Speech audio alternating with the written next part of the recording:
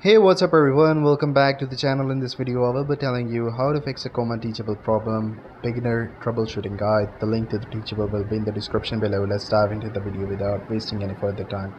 So let's fix student login issue first. The most common issue you will hear from the students is that they can't log in. 99% of the time they are either using the wrong email addresses or they forget their password. Instruct your student to click on the forget password link on your school's login page. If that fails, go to your admin dashboard and click on the users on the left hand side and find the specific profile and manually send the password reset email directly from their account page. This is one thing that you can do. The second is resolve video playback errors. This is a very common error as well. If your students are complaining that your course videos are buffering endlessly or showing a gray error screen, the fix is usually on their end.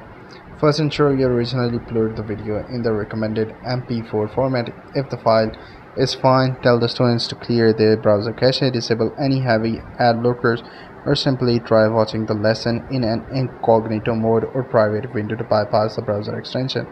Step 3 is troubleshooting the custom domain connections.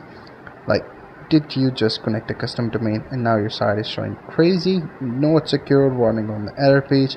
Don't panic, it can take up to 48 hours for the free SSL certification to active and for the DNS records to fully propagate across the internet. Double check your DNS registrar to ensure CNAME record points exactly to your default teachable URL, and then you just give it a little time.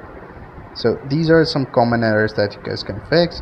I hope you find this video helpful. If you do, please consider subscribing to my channel. See you in the next one. Take care. Bye bye.